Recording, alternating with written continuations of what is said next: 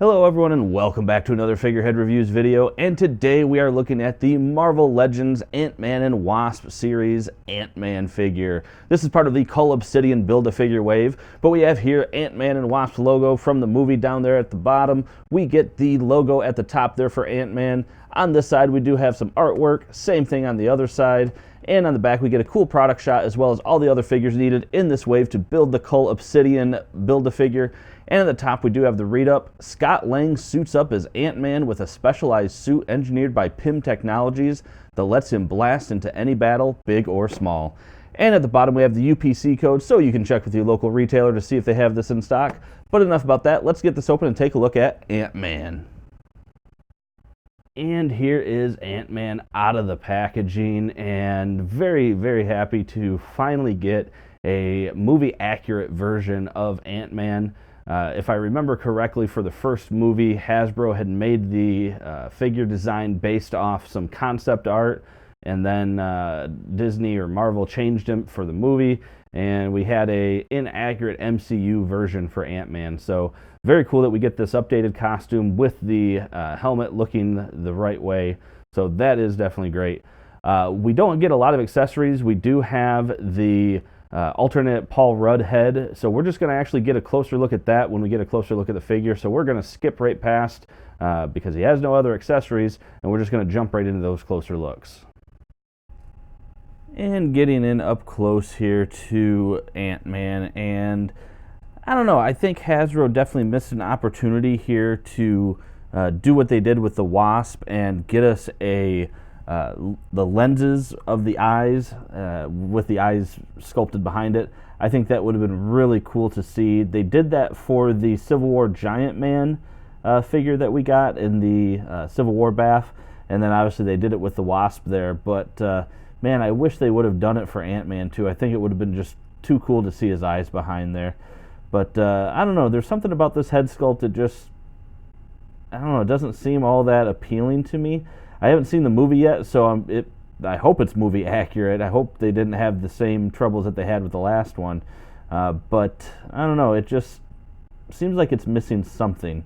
I mean, it's not bad looking by any means. I just think it could have looked, I don't know, maybe a little bit better.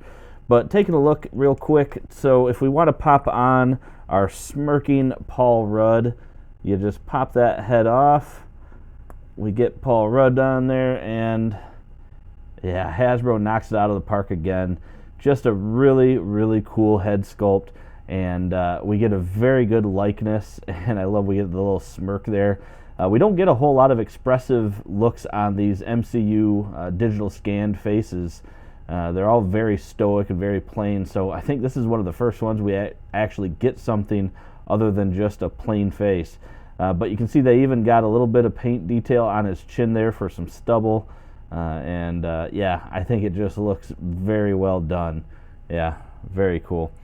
Going down the rest of the figure, so we can see we get that fabric texture throughout the chest here, and pretty basic line work there with the red paint.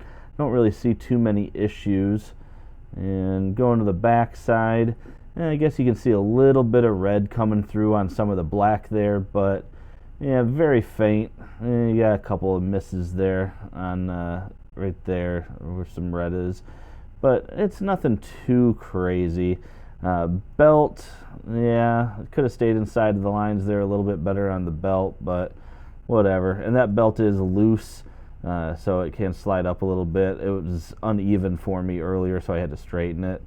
Looking at his gloves and his gauntlets, not bad. Again, could have used maybe a little bit better line work, but overall, I don't think it looks too bad. And going down the legs, so again, that texturing all the way down, front, back, legs, arms. Very cool to make it look like an actual piece of fabric. Knee pads came out looking good. That red peg there's, whatever, is what it is.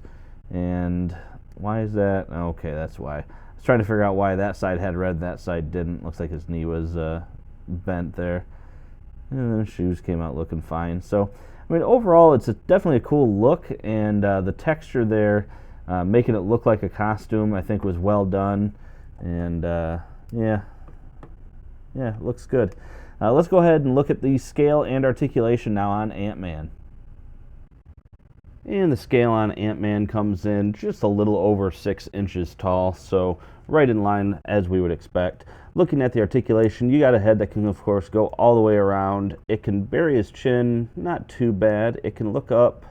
Oh, see, I did that again. I did the same thing with the Black Widow. It can look up not very far. One interesting thing I noticed, watch his neck.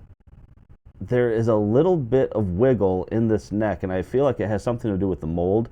I don't think that is necessarily intended to be a secondary articulation point for the neck. It just happens to move there. So the shoulders can go up, but similar to Iron Man from the Okoye wave, you may want to kind of push down on the shoulder joint, because I notice if you just go up, it kind of hits at that little peg there. So same thing, you may want to just kind of push it in a little bit. I don't see this side. I am hitting it anyway. There we go. So arms can come up a bit. And then, of course, you do have full rotation at the shoulder. He does have a bicep swivel as well, double jointed elbows, and then he does have rotation and a hinge at the wrist. Ab crunch doesn't go down very far. It doesn't really go back, hardly at all. You can actually see like it just doesn't stay, so very little ab crunch there. He does have a waist rotation, legs that can go apart, not very far. Kick forward, not bad. Backwards, not at all. Upper thigh cut, double jointed knees, and then he does have a ankle hinge and ankle pivot. And here is a bit of Ant-Man evolution for you. We have the original release Ant-Man from the MCU version a few years ago. The first 10 years Marvel Studios Ant-Man. We have the Infinity War Wave 2 Ant-Man from Ant-Man and Wasp. Then we have the Walgreens exclusive Ant-Man and the Toys R Us exclusive The Astonishing Ant-Man comic book figure. And here's one last shot of both Paul Rudd and Evangeline Lilly standing next to each other in their Ant-Man and Wasp uniform. And for a quick comparison, here is the entire Cull Obsidian wave standing together. You have the Infinity War, Thor and Black Widow, Ant-Man and Wasp, Cull Obsidian in the back, Malekith, and the Black Knight.